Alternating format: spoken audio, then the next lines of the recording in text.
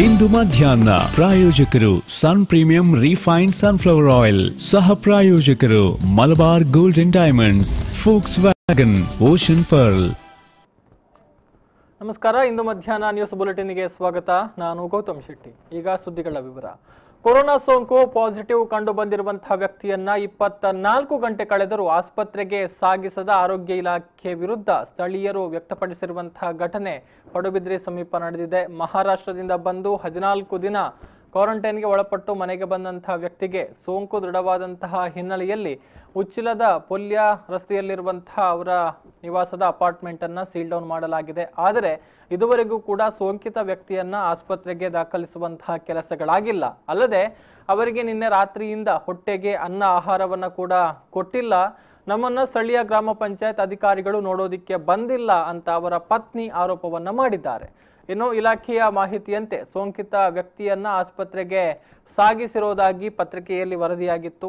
ಈ ಬಗ್ಗೆ ಮಾತನಾಡಿದ ಸ್ಥಳೀಯ ತಾಲೂಕು ಪಂಚಾಯತ್ ಸದಸ್ಯ ಶೇಖಬ್ಬ ಎನ್ನುವವರು, ನಿನ್ನೆಯಿಂದ ಸೋಂಕಿತರನ್ನ ಆಸ್ಪತ್ರೆಗೆ ದಾಖಲು ಮಾಡುವಂತಹ ಕೆಲಸಗಳಾಗಿಲ್ಲ. ಅವರಿಗೆ ಆಹಾರದ ವ್ಯವಸ್ಥೆಯನ್ನು ಕೂಡ ಮಾಡಿಲ್ಲ. ನಮಗೆ ಬೆಳಗ್ಗೆ ಮಾಹಿತಿ ಸಿಕ್ಕ ಕೂಡಲೇ ನಾವು ಬೆಳಗ್ಗಿನ ಉಪಹಾರವನ್ನ ಕೊಟ್ಟಿದ್ದೇವೆ. ಈ ಬಗ್ಗೆ ಸಂಬಂಧಪಟ್ಟ ಅಧಿಕಾರಿಗಳ ಜೊತೆಗೆ ಮಾತನಾಡಿ ಅವರು ಕೂಡಲೇ ಕ್ರಮವನ್ನ ತೆಗೆದುಕೊಳ್ಬೇಕು ಅಂತ ಹೇಳಿದ್ದಾರೆ. ಇನ್ನು ಕಾಪು ತಹಶೀಲ್ದಾರ್ ಮೊಹಮ್ಮದ್ ಇಸಾಕ್ ಅವರು ಈ ಬಗ್ಗೆ ಪ್ರತಿಕ್ರಿಯೆಯನ್ನ ಕೊಟ್ಟಿದ್ದು, ನಾವು ಆ ಸೋಂಕಿತರಿರುವಂತಹ ಮನೆಯನ್ನ ಸೀಲ್ ಡೌನ್ ಮಾಡಿದ್ದೇವೆ.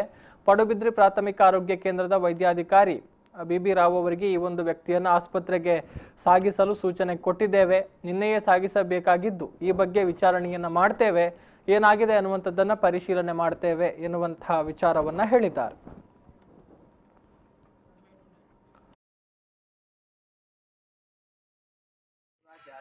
ಕೊರೋನಾ ಪಾಸಿಟಿವ್ ಅಂತ ನಿನ್ನೆ 10 ಗಂಟೆಗೆ ಮೆಸೇಜ್ ಬಂದಿತ್ತು ಅವರಿಗೆ. ಅವರು 15 ದಿವಸ ಬಾಂಬೆಯಿಂದ ಬಂದು 15 ದಿವಸ ಕಾಪು ಕ್ವಾರಂಟೈನ್ನಲ್ಲಿದ್ದು ಮನೆ ಕಳಿಸಿದ್ದಾರೆ. ಈಗ ಬಂದು ಇಲ್ಲಿ 9-10 ದಿವಸ ಏನಾಯಿತು. ನಿನ್ನೆ ಪಾಸಿಟಿವ್ ಅಂತ 10 ಗಂಟೆಗೆ ವಿಷಯ ಬಂದು ಇಷ್ಟೇ ತನಕ ಅವರನ್ನು ಹಾಸ್ಪಿಟಲ್ಗೆ ಯಾವುದು ವ್ಯವಸ್ಥೆ ಮಾಡಲಿಲ್ಲ ಅವರಿಗೆ ನಿನ್ನೆ ಮಧ್ಯಾಹ್ನ, ನಿನ್ನೆ ರಾತ್ರಿ, ಇವತ್ತು ಬೆಳಿಗ್ಗೆ ಹೊಟ್ಟೆಗಿಲ್ಲ. ಈ ರೀತಿ ಇದಾಗುವಾಗ ನಾನು ಅದನ್ನು ನೋಡಲಿಕ್ಕೆ ಆಗಲಿಲ್ಲ. ನನಗೆ ಎಂತಾದರೂ ನಾವು ಒಂದು ಮನುಷ್ಯತ್ವ ಇರಬೇಕು. ನಾವು ಬಂದು ಅವರಿಗೆ ಏನಾದರೂ ಹೊಟ್ಟೆಗೊಂದು ಧೈರ್ಯ ಕೊಡುವ ಅವರಿಗೆ. ಈ ಧೈರ್ಯ ಕೊಟ್ಟು ನಾನು ಈಗ ಅವರ ಹತ್ರ ಮಾತಾಡಿದ್ದೇನೆ. ಇದೇ ಮನೆ ಹಿಂದುಗಡೆ ಮನೆ ಸೀಲ್ ಡೌನ್ ಮಾಡಿದ್ದಾರೆ. ಮನೆಗೆ ಸೀಲ್ ಡೌನ್ ಮಾಡಿ ಹೋಗಿದ್ದಾರೆ ಅಧಿಕಾರಿಯವರು. ನಿನ್ನೆ ರಾತ್ರಿ ಬಂದು ಎಲ್ಲ ಬದಿಯ ಮನೆಯವರೆಲ್ಲ ಖಾಲಿ ಮಾಡಿ ಹೋಗಿದ್ದಾರೆ. ಇವರನ್ನು ಕೇಳುವವರಲ್ಲ, ಆ ರೀತಿ ಆಯ್ತು. ಇವರು ಇವತ್ತು ಪತ್ರಿಕೆಯಲ್ಲೆಲ್ಲ ಏನು ಬಂದಿತ್ತು? ಪತ್ರಿಕೆಯಲ್ಲಿ ಬಂದಿತ್ತು ಅವರನ್ನು ಹಾಸ್ಪಿಟಲ್ಗೆ ಅಡ್ಮಿಟ್ ಆಗಿದೆ ಅಂತ. ಈಗ ಪಾಸಿಟಿವ್ ಬಂತೀರು ಆಂಡ ಇದ ಮುಟ್ಟ ಇತ್ತೆ 10 ಗಂಟೆಗೆ 24 ಗಂಟೆ ಹಾಕಿಂದು ದಾಲ ಒಂಜಿ ರೆಸ್ಪಾನ್ಸ್ ಆಡು ದಾಲಜ್ಜಿ ಪಾಡೆ ಒಂಜಿ 7 ಗಂಟೆ ಬರ್ತದೆ ರೂಮ್ ಸೀಲ್ ಡೌನ್ ಮಲ್ತು ಪೋತೀರಿ ಇಡೀ ಫ್ಲಾಟ್. ಆಂಡ ಎನಡು ಒಂಜಿ ಪಾತೆರ ದಾದ ಏನಂದ ದಾಲಕ್ಕೆ ಎಂದಿದ್ದೀರಿ. ಒಂಜಿ ವನಸ್ಗಾಡು ಬಂಜಿಗಾಡು ದಾಲ ಉಂಡ ಏನ ದಾದ ಒಂಜಿ ಪಂಚಾಯತಿ ತಗೊಲಾಡು ಒಂಜಿ ಇಂದ ತಗೊಲಾಡು ಏರ್ಲ ದಾಲಕ್ಕೆ ಎಂದಿದ್ದೀರಿ. ಎಂಗಲ ತಾಲೂಕುದ ಪಂಚಾಯತ್ ಸದಸ್ಯರು ಬಂದಿರು. ಎಂಗಳಿಗೆ ಚಾ ತಿಂದ್ರೆ ಏನಾಯ್ತು 6 ಕಂತು ಕೊಡಿಯರು. ಮಕ್ಕಳು ಇಂಚೆನ ನಿಂಗಲ್ಲಿ ರೆಸ್ಪಾನ್ಸ್ ಕೊಡ್ತೀನಿ ಉಂಡು ಬಂದಿರ್ಬೇಕು. ಮಕ್ಕಳು ತಂಪೋತಾಡತ್ತೆ ಪೇಪರ್ ಪೂರ ಬೈದು. ಎಸ್, ಈ ಬಗ್ಗೆ ಹೆಚ್ಚಿನ ಡೀಟೇಲ್ಸ್ ಕೊಡ್ತಾರೆ ನಮ್ಮ ಪಡುಬಿದ್ರಿ ಪ್ರತಿನಿಧಿ ಸುರೇಶ್ ಯರ್ಮಾಳ್. ಹಲೋ ಸುರೇಶ್. ನಮಸ್ತೆ ಗೌತಮ್. ಹಲೋ ನಮಸ್ತೆ ಗೌತಮ್.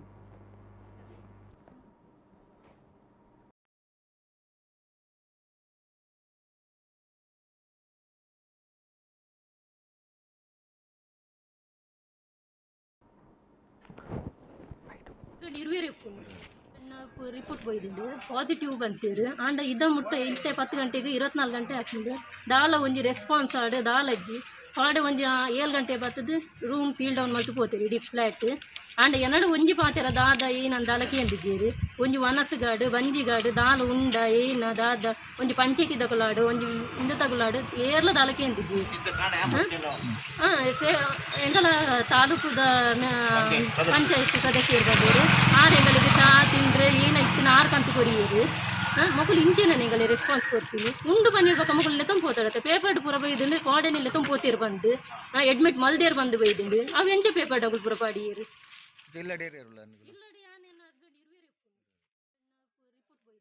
ಪಾಸಿಟಿವ್ ಬಂತೀರು ಆಂಡ ಇದ ಮುಟ್ಟ ಇತ್ತೆ 10 ಗಂಟೆಗೆ 24 ಗಂಟೆ ಹಾಕಿಂದು ದಾಲ ಒಂಜಿ ರೆಸ್ಪಾನ್ಸ್ ಆಡು ದಾಲಜ್ಜಿ ಪಾಡೆ ಒಂಜಿ 7 ಗಂಟೆ ಬರ್ತದೆ ರೂಮ್. ಪ್ರತಿನಿಧಿ ಸುರೇಶ್ ಯರ್ಮಾಳ್. ಹಲೋ ಸುರೇಶ್. ನಮಸ್ತೆ ಗೌತಮ್.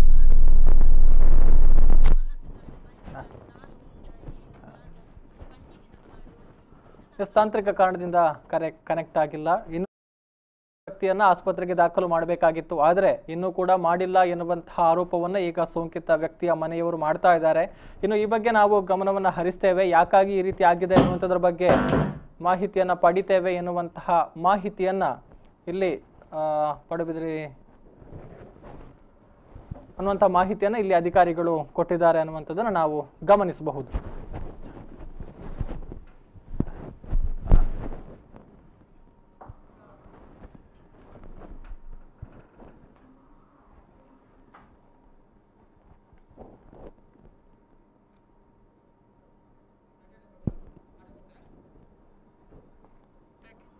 ಇನ್ನು ಲಾಕ್ಡೌನ್ನಿಂದ ಇಡೀ ವಿಶ್ವವೇ ಸ್ತಬ್ಧವಾಗಿದೆ. ಹೆಚ್ಚಿನ ಅಗತ್ಯ ಚಟುವಟಿಕೆಗಳು ಅಂತರ್ಜಾಲದ ಮೂಲಕವೇ ನಡೀತಾ ಇದೆ. ಇದರಿಂದ ಶಿಕ್ಷಣ ಕ್ಷೇತ್ರ ಕೂಡ ಹೊರತಾಗಿಲ್ಲ.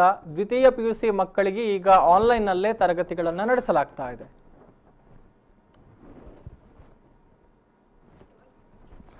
ಈ ರೀತಿ ಕಂಪ್ಯೂಟರ್ನಲ್ಲಿ ವಿದ್ಯಾರ್ಥಿಗಳು ತಲ್ಲೀನರಾಗಿರೋದು ಅದ್ಯಾವುದೋ ಗೇಮ್ಸ್ ಅನ್ನ ಆಡೋದಿಕ್ಕೆ ಅಲ್ಲ. ಅವರೆಲ್ಲರೂ ಕೂಡ ಯೂಟ್ಯೂಬ್ನಲ್ಲಿ ತಮ್ಮ ದ್ವಿತೀಯ PUCಯ ಪಾಠವನ್ನ ಆಲಿಸ್ತಾ ಇದ್ದಾರೆ. ತಮ್ಮ ಉಪನ್ಯಾಸಕರು ನಡೆಸಿಕೊಡ್ತಾ ಇರುವಂತಹ ಪಾಠಗಳನ್ನು ಯೂಟ್ಯೂಬ್ನಲ್ಲಿ ಕೇಳುವ ಮೂಲಕ ಅದನ್ನು ಮನನ ಮಾಡಿಕೊಳ್ಳುವಂತಹ ಪ್ರಯತ್ನಗಳನ್ನು ಇಲ್ಲಿ ವಿದ್ಯಾರ್ಥಿಗಳು ಮಾಡ್ತಾ ಇದ್ದಾರೆ.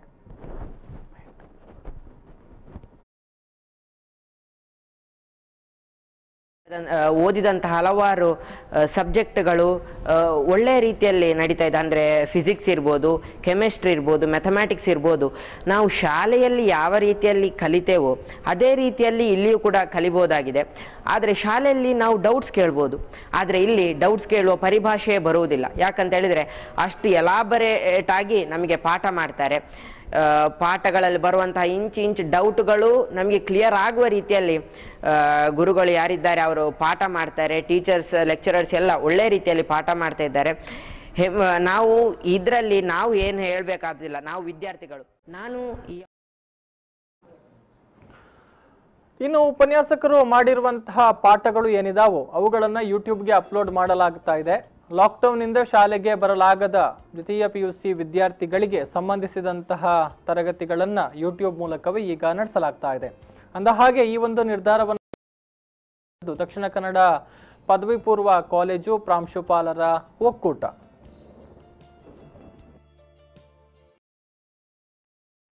ನಡೀತಾ ಇರುವಂತಹ ಈ ಲಾಕ್ಡೌನ್ನಿಂದ ವಿದ್ಯಾರ್ಥಿಗಳಲ್ಲಿ ಹಲವಾರು ಗೊಂದಲಗಳು ಉದ್ಭವವಾಗ್ತಾ ಇದೆ. ಮುಖ್ಯವಾಗಿ ಶಿಕ್ಷಣಕ್ಕೆ ಸಂಬಂಧಪಟ್ಟಂತೆ ಯಾವ ರೀತಿ ಕ್ಲಾಸ್ ಇನ್ನು ಮುಂದೆ ಇರುತ್ತೋ ಎನ್ನುವ ನಿಟ್ಟಿನಲ್ಲಿ ಹಲವಾರು ಗೊಂದಲಗಳು ನಡೀತಾ ಇದೆ. ಇಂತಹ ಸಂದರ್ಭದಲ್ಲಿ ಶಿಕ್ಷಣ ಸಂಸ್ಥೆಯವರು ಆನ್ಲೈನ್ ಕ್ಲಾಸ್ಗಳನ್ನು ನಡೆಸ್ತಾ ಇದ್ದಾರೆ. ಆದರೆ ಈ ಆನ್ಲೈನ್ ಕ್ಲಾಸ್ನಿಂದ ಎಲ್ಲ ವಿದ್ಯಾರ್ಥಿಗಳಲ್ಲಿಯೂ ಕೂಡ ಅವರಿಗೆ ಅನುಕೂಲವಾಗುವ ರೀತಿಯಲ್ಲಿ ನಡೀತಾ ಇಲ್ಲ. ಅಂದರೆ ಕೆಲವೊಂದು ಗ್ರಾಮೀಣ ಪ್ರದೇಶದ ವಿದ್ಯಾರ್ಥಿಗಳು ಕೂಡ ಇದ್ದಾರೆ. ಹಳ್ಳಿಗಳಲ್ಲಿ ವಾಸಿಸುವುದರಿಂದ ಅಲ್ಲಿ ಅವರಿಗೆ ಇಂಟರ್ನೆಟ್ ಸಮಸ್ಯೆ ಕೂಡ ಇರಬಹುದು ಮತ್ತು ಸರಿಯಾದ ಸಮಯಕ್ಕೆ ಸರಿಯಾಗಿ ಅವರಿಗೆ ಕ್ಲಾಸ್ನಲ್ಲಿ ಅಟೆಂಡ್ ಆಗಲಿಕ್ಕೆ ಕೂಡ ಸಾಧ್ಯವಾಗದೇ ಇರಬಹುದು.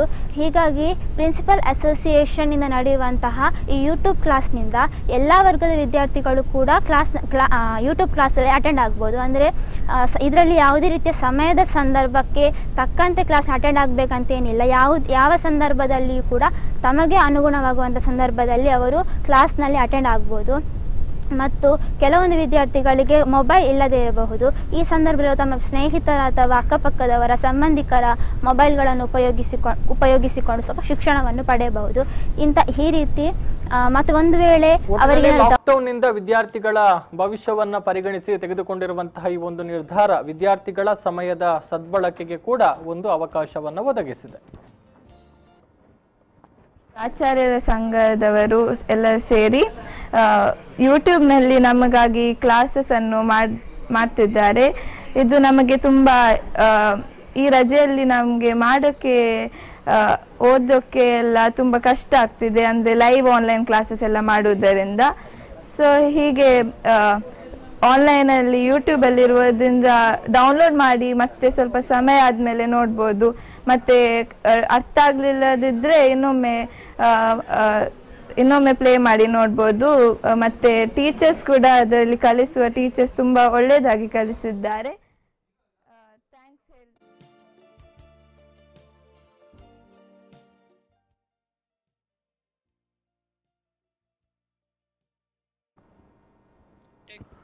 ರಾಷ್ಟ್ರೀಯ ಹೆದ್ದಾರಿ 169ರಲ್ಲಿ ಗುರುಪುರ ನದಿಗೆ ಸುಮಾರು 40 ಕೋಟಿ ರೂಪಾಯಿ ವೆಚ್ಚದಲ್ಲಿ ನಿರ್ಮಿಸಲಾದ ನೂತನ ಸೇತುವೆ ಸಂಚಾರಕ್ಕೆ ಸಿದ್ಧಗೊಂಡಿದೆ. ಲೋಕಾರ್ಪಣೆಗೆ ತಯಾರಾಗಿರುವಂತಹ ಈ ನೂತನ ಸೇತುವೆಯ ಅಂತಿಮ ಹಂತದ ಕಾಮಗಾರಿಗಳನ್ನು ಸಂಸದ ನಳಿನ್ ಕುಮಾರ್ ಕಟೀಲ್ ವೀಕ್ಷಣೆ ಮಾಡಿದ್ರು. ಈ ಸಂದರ್ಭದಲ್ಲಿ ಶಾಸಕ ಡಾಕ್ಟರ್ ವೈ ಭರತ್ ಶೆಟ್ಟಿ ಜೊತೆಗಿದ್ರು. ಎರಡೂ ಕಡೆ ಸೇತುವೆಯ ಅಗಲ 16 ಮೀಟರ್, ಸೇತುವೆ ರಸ್ತೆಯ ಅಗಲ 11 ಮೀಟರ್, ಕಾಲುದಾರಿ ಅಗಲ 2.5 ಮೀಟರ್. ಇನ್ನು ಫೈಲ್ ಫೌಂಡೇಶನ್, ಮೇಲ್ಕಟ್ಟಡಕ್ಕೆ PSA, ಗರ್ಡರ್ ಬೀಮ್ ಮತ್ತು ಸ್ವ್ಯಾಪ್, ಎರಡೂ ಕಡೆ ತಲಾ 500 ಮೀಟರ್ ಉದ್ದದ ಸಂಪರ್ಕ ರಸ್ತೆ ಕಾಮಗಾರಿ ಇದೀಗ ಅಂತಿಮ ಹಂತದಲ್ಲಿದೆ. ಈ ನಿಟ್ಟಿನಲ್ಲಿ ಸಂಸದರು ಸ್ಥಳೀಯ ಶಾಸಕರ ಜೊತೆಗೆ ಸೇರಿ ಇದರ ಒಂದು ಪರಿಶೀಲನೆಯನ್ನು ನಡೆಸಿದ್ದಾರೆ.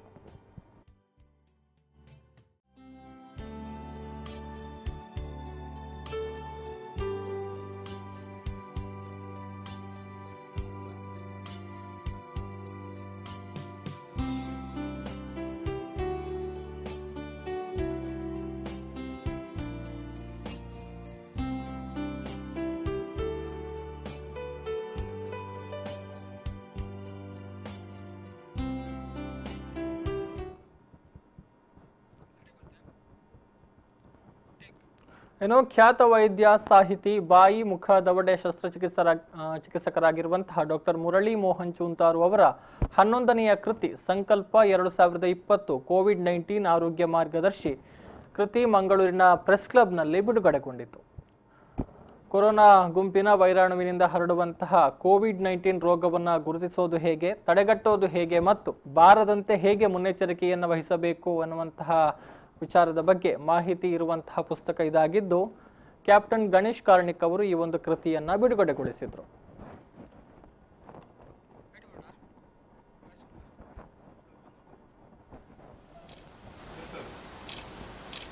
ಒಂದು ಪೇಜಿಗೆ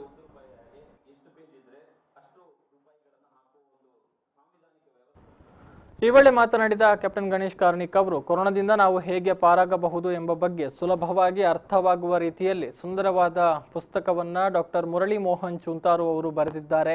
ಕೋವಿಡ್ ಮುಂಜಾಗ್ರತಾ ಕ್ರಮವಾಗಿ ಎಲ್ಲರೂ ಕೂಡ ಜಾಗೃತರಾಗಿದ್ದಾರೆ. ಇನ್ನು ಈ ಒಂದು ಕೃತಿಯನ್ನ ಓದಿ ಇನ್ನೂ ಹೆಚ್ಚಿನ ಜಾಗರೂಕತೆಯನ್ನು ವಹಿಸಿಕೊಳ್ಳಬೇಕು ಅನ್ನುವಂತಹ ಮಾತುಗಳನ್ನ ಹೇಳಿದರು. ಶಾರ್ಟ್ ಫಾರ್ಮ್ ಕೋವಿಡ್-19 ಹೇಳುವಂಥದ್ದು ಇದು ಇಡೀ ಜಗತ್ತಿನ ಎಲ್ಲ ಆಯಾಮಗಳನ್ನು ತಲ್ಲಣಗೊಳಿಸಿದೆ. ನಮ್ಮೆಲ್ಲರ ಬದುಕನ್ನು ತಲ್ಲಣಗೊಳಿಸಿದೆ. ಪ್ರಾಯಶಃ ಮುಂದಿನ ದಿನಗಳು ನಾವು ಪ್ರತಿ ಕ್ಷೇತ್ರದಲ್ಲೂ ಕೂಡ ಒಂದು ಹೊಸ ರೀತಿಯಲ್ಲಿ ಆಲೋಚನೆ ಮಾಡಬಲ್ಲಂತ. ಜೂನ್ ಜುಲೈ ತಿಂಗಳಂದ್ರೆ ಮಕ್ಕಳು ಶಾಲೆಗೆ ಹೋಗುವಂಥ ಸಮಯ. ತಮಗೆಲ್ಲ ಗೊತ್ತಿರೋ ಹಾಗೆ ಕಳೆದ ಒಂದು 10-15 ದಿವಸಗಳಲ್ಲಿ ಶಾಲಾ ಕಾಲೇಜುಗಳನ್ನು ಪ್ರಾರಂಭ ಮಾಡುವುದರ ಬಗ್ಗೆ ಜನಸಾಮಾನ್ಯರ ಮನಸ್ಸಿರುವಂಥ ಆತಂಕಗಳು, ತಮ್ಮ ಸ್ವಂತ ಬದುಕನ್ನು ಸ್ವಂತ ಪರಿಶ್ರಮದಿಂದ ರೂಢಿಸಿಕೊಳ್ತಿರುವಂಥ ಅನೇಕ ಉದ್ಯಮಗಳು, ಅದು ವೈಯಕ್ತಿಕ ನೆಲೆಯಲ್ಲಿ ಇರ್ಬೋದು ಅಥವಾ ಸಾಮೂಹಿಕವಾಗಿರ್ಬೋದು, ಉದ್ಧ್ವಸ್ತಗೊಂಡಿರುವಂಥದ್ದು, ಪ್ರಯಾಣ ಅತ್ಯಂತ ಕಷ್ಟಕರವಾಗಿರುವಂಥದ್ದು. ನಮ್ಗೆ ಗೊತ್ತಿಲ್ಲ, ಈಗ ಉಡುಪಿಯಲ್ಲಿರುವ ಕೇಸ್ಗಳನ್ನು ನೋಡಿದಾಗ ಎಲ್ಲೋ ಕಮ್ಯುನಿಟಿ ಸ್ಪ್ರೆಡ್ ಅಂತ ಹೇಳ್ತೇವೆ, ಆ ಹಂತಕ್ಕೆ ಇದು ಮುಂದೆ ಹೋಗ್ಬಹುದಾ ಹೇಳುವಂಥ ಸಂಗತಿಗಳು. ಜಗತ್ತಿನಲ್ಲಿ ನಾನು ತಿಳಿದುಕೊಂಡಿರುವಾಗ ಈಗಾಗಲೇ ಸುಮಾರು 3.25-4 ಲಕ್ಷ ಜನ ಪ್ರಾಣ ಕಳ್ಕೊಂಡಿದ್ದಾರೆ.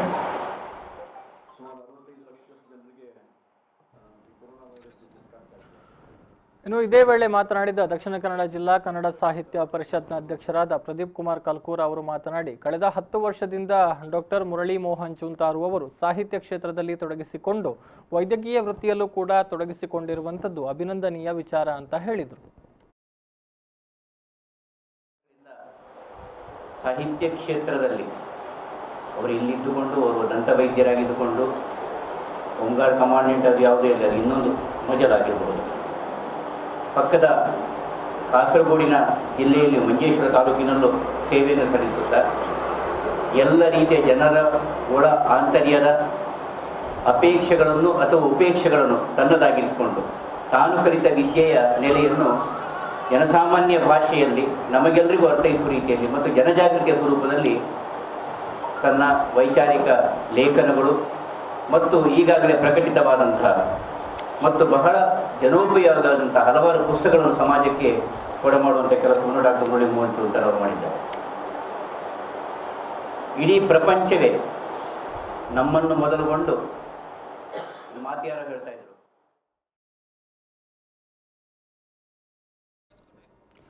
ಸುದ್ದಿಗೋಷ್ಠಿಯಲ್ಲಿ ಕೃತಿಯ ಲೇಖಕ ಡಾಕ್ಟರ್ ಮುರಳಿ ಮೋಹನ್ ಚುಂತಾರು, ಕರ್ನಾಟಕ ವೈದ್ಯಕೀಯ ಪರಿಷತ್ನ ಡಾಕ್ಟರ್ ಜಿ.ಕೆ. ಭಟ್ ಉಪಸ್ಥಿತರಿದ್ದರು.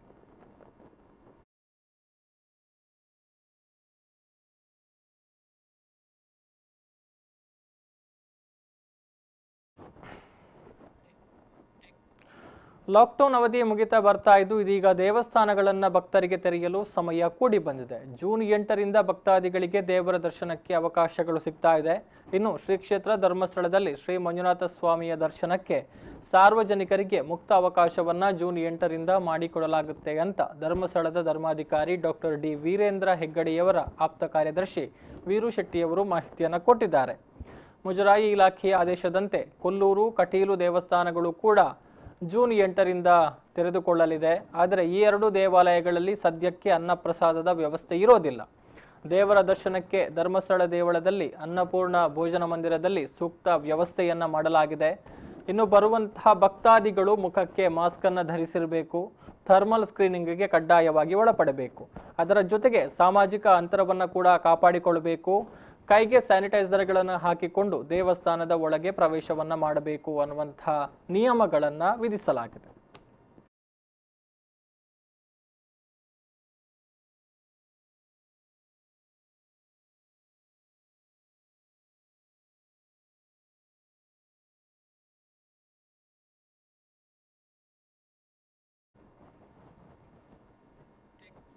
ಇವತ್ತು ದೇಶ ಸಂದಿಗ್ಧ ಪರಿಸ್ಥಿತಿಯಲ್ಲಿದೆ. ಇಂತಹ ಸಂದರ್ಭದಲ್ಲಿ ರಾಜ್ಯ ಸರ್ಕಾರ ಟಾಸ್ಕ್ ಫೋರ್ಸ್ ಅನ್ನು ರಚನೆ ಮಾಡಿದ್ದು ಕೋಟ್ಯಾಂತರ ರೂಪಾಯಿಯ ವೈದ್ಯಕೀಯ ಸಲಕರಣೆಗಳನ್ನು KDLWS ಸಂಸ್ಥೆಯಿಂದ ತೆಗೆದುಕೊಂಡಿದ್ದು ಇದರಲ್ಲಿ ಕೋಟ್ಯಾಂತರ ರೂಪಾಯಿ ಅವ್ಯವಹಾರ ನಡೆದಿದೆ ಅಂತ ಕರ್ನಾಟಕ ರಾಷ್ಟ್ರ ಸಮಿತಿ ಆರೋಪ ಮಾಡಿದೆ.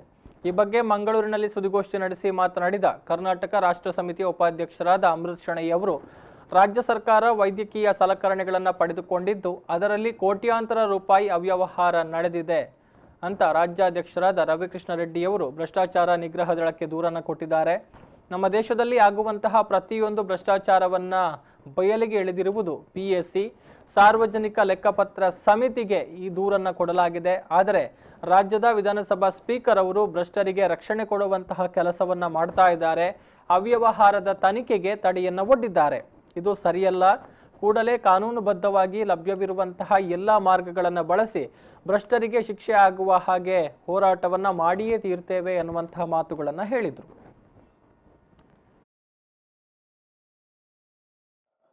ರಾಜ್ಯ ಸರ್ಕಾರ ಒಂದು ಟಾಸ್ಕ್ ಫೋರ್ಸ್ ಅನ್ನು ಮಾಡಿತ್ತು. ಆ ಟಾಸ್ಕ್ ಫೋರ್ಸ್ನ ಮೂಗಿನ ನೇರದಲ್ಲೇ ಏನು ವೈದ್ಯಕೀಯ ಸಲಕರಣೆಗಳನ್ನು ತಗೊಂಡಿದೆ ರಾಜ್ಯ ಸರ್ಕಾರ, ತುರ್ತಾಗಿ ಬೇಕು ಅಂತ ಕೋಟ್ಯಾಂತರ ರೂಪಾಯಿಯ ವೈದ್ಯಕೀಯ ಸಲಕರಣೆಗಳನ್ನು Karnataka state drugs logistics and warehousing society ಅಂತ ಒಂದು ಸಂಸ್ಥೆಯಿಂದ ತಗೊಂಡಿದ್ದಾರೆ. ಅದರಲ್ಲಿ ಕೋಟ್ಯಾಂತರ ರೂಪಾಯಿ ಅವ್ಯವಹಾರ ಆಗಿದೆ, ಕೋಟ್ಯಾಂತರ ರೂಪಾಯಿಯ ಅಕ್ರಮ ಆಗಿದೆ ಅಂತ ನಮ್ಮ ಪಕ್ಷದ ರಾಜ್ಯಾಧ್ಯಕ್ಷರು ಶ್ರೀಮಾನ್ ರವಿಕೃಷ್ಣ ರೆಡ್ಡಿ ಅವರು ಒಂದು ದೂರನ್ನು ಕೊಡ್ತಾರೆ. ಅಂದ್ರೆ ಬೇರೆ ಬೇರೆ ಮೂಲಗಳಿಂದ ಬಂದಂತ ಮಾಹಿತಿಯಿಂದ ಮತ್ತು ಅವರು ಅಧ್ಯಯನ ಮಾಡಿದಂತ ಮಾಹಿತಿಯನ್ನು ಸಂಗ್ರಹ ಮಾಡಿ ಅವರು ದೂರು ಕೊಡ್ತಾರೆ. ACBಗೆ ಕೊಡ್ತಾರೆ, ಆಂಟಿ ಕರಪ್ಷನ್ ಬ್ಯೂರೋ, ಭ್ರಷ್ಟಾಚಾರ ನಿಗ್ರಹ ದಳಕ್ಕೆ ಕೊಡ್ತಾರೆ. PAC ಅಂತ ಇರ್ತದೆ, ಪಬ್ಲಿಕ್ ಅಕೌಂಟ್ಸ್ ಕಮಿಟಿ ಅಂತ, ಸಾರ್ವಜನಿಕ ಲೆಕ್ಕಪತ್ರ ಸಮಿತಿ ಅಂತ ಹೇಳ್ತಾರೆ. ಅಂದ್ರೆ ನಮ್ಮ ವ್ಯವಸ್ಥೆಯಲ್ಲಿ PAC ಅತ್ಯಂತ ಬಲಿಷ್ಠ ಆಗಿದೆ. ನಮ್ಮ ರಾಜ್ಯದ PAC ಅಧ್ಯಕ್ಷರಾದ HK ಪಾಟೀಲ್ರು ಈ ದೂರಿನಲ್ಲಿ ಸತ್ಯಾಂಶ ಇದೆ ಅಂತ ಆ ದೂರನ್ನು ಸ್ವೀಕಾರ ಮಾಡಿದ್ರು ಮತ್ತು ತನಿಖೆಯನ್ನು ಪ್ರಾರಂಭ ಮಾಡುವಂತ ಒಂದು ಹೆಜ್ಜೆ ಇಡುವಾಗ, ಸ್ನೇಹಿತರೆ, ಈ ನಮ್ಮ ರಾಜ್ಯದ ಸ್ಪೀಕರ್ ಅಂದ್ರೆ ಆತ ಯಾವ ಪಕ್ಷದಿಂದ ಆಯ್ಕೆ ಆಗಿದ್ರು ಕೂಡ ನಿಷ್ಪಕ್ಷಪಾತವಾಗಿ ರಾಜ್ಯದ ಜನರ ಹಿತಾಸಕ್ತಿಗೆ ಅನುಗುಣವಾಗಿ ಅವರು ಕೆಲಸ ಮಾಡಬೇಕು. ಅವರು ಯಾವುದೇ ರೀತಿಯ ಪಕ್ಷಪಾತವನ್ನು ಮಾಡಬಾರದು. ಆದ್ರೆ ಸುದ್ದಿಗೋಷ್ಠಿಯಲ್ಲಿ ದೇವಿ ಪ್ರಸಾದ್ ಬಜಿಲಕೇರಿ, ದಕ್ಷಿಣ ಕನ್ನಡ ಜಿಲ್ಲಾ ಘಟಕದ ಅಧ್ಯಕ್ಷರಾದ ಅಲೆಕ್ಸಾಂಡರ್ ಡಿಸೋಜಾ ಉಪಸ್ಥಿತರಿದ್ದರು.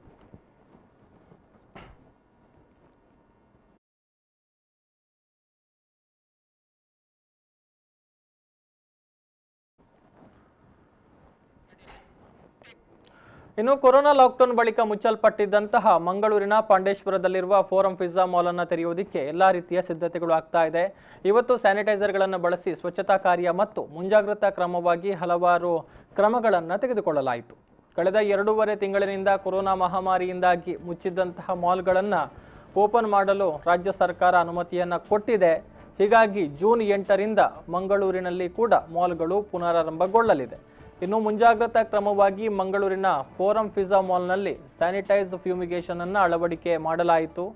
ಇನ್ನು QR ಕೋಡ್ನಿಂದ ಫುಡ್ ಕೋರ್ಟ್ನಲ್ಲಿ ಮನುಷ್ಯ ದೇಹ ಸಂಪರ್ಕವಿಲ್ಲದ ವ್ಯವಹಾರ, ಕುಟುಂಬದವರೆಲ್ಲರೂ ಸೇರಿ ತಿಂಡಿ ತಿನಿಸು ತಿನ್ನುವಂತಹ ಮೇಜಿನ ವ್ಯವಸ್ಥೆ, ಸಾಮಾಜಿಕ ಅಂತರದ ಹಿನ್ನೆಲೆಯಲ್ಲಿ ವ್ಯವಹರಿಸುವಂತಹ ಎಲ್ಲ ಕಾರ್ಯಕ್ರಮಗಳನ್ನು ಫೋರಂ ಒಳಗೊಂಡಿರುವಂತಹ ಎಲ್ಲ ಅಂಗಡಿಗಳು ಕಾರ್ಯಪ್ರವೃತ್ತವಾಗಿದ್ದು ಅದಕ್ಕೆ ತಕ್ಕಂತೆ ಯೋಜನೆಯನ್ನು ಹಮ್ಮಿಕೊಂಡಿದ್ದಾರೆ.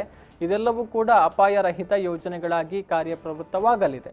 ಒಟ್ಟಿನಲ್ಲಿ ಗ್ರಾಹಕರ ಅನುಕೂಲಕ್ಕಾಗಿ ಹಾಗೂ ಸಾಮಾಜಿಕ ಅಂತರ ಕಾಯ್ದುಕೊಂಡು ಬದುಕುವಂತಹ ಬದಲಾದ ಜೀವನ ಶೈಲಿಗೆ ಅನುಗುಣವಾಗಿ ಆರೋಗ್ಯ ರಕ್ಷಣೆಯ ಹಿನ್ನೆಲೆಯಲ್ಲಿ ಫೋರಂ ಮಾಲ್ ಪುನರಾರಂಭಗೊಳ್ಳಲಿದೆ.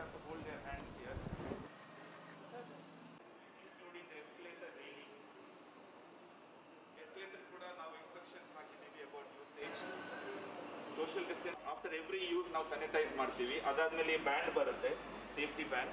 ಕಸ್ಟಮರ್ಗೆ ಹ್ಯಾಂಡ್ ಓವರ್ ಮಾಡುವಾಗ ಈ ಸೇಫ್ಟಿ ಬ್ಯಾಂಡ್ ಇರುತ್ತೆ. They have to tear it and then use it for the confirmation. After every use this will be sanitise. For today please use only the facilities marked in red. ಆ red indicator ಇದ್ರೆ red ನಾವು colour ಯಾವ ಒಳಗಡೆ use ಮಾಡಿದ್ದೀವಿ ಆ facility ಮಾತ್ರ use ಮಾಡಬೇಕು.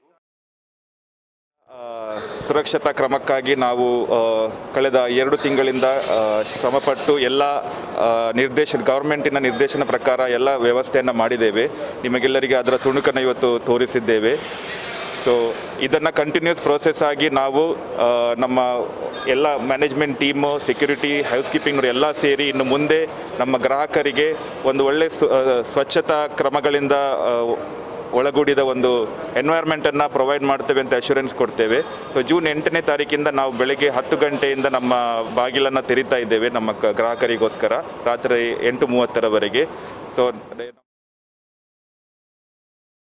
4 different aspects of our preparation, which was the hygiene, the safety, the ambience temperature and the social distancing. So what we are very excited to see you all on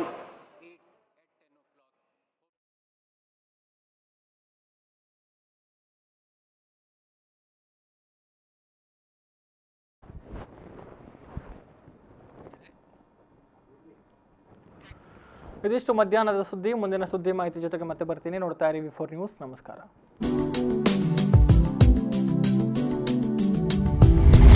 ಇಂದು ಮಧ್ಯಾಹ್ನ ಪ್ರಾಯೋಜಕ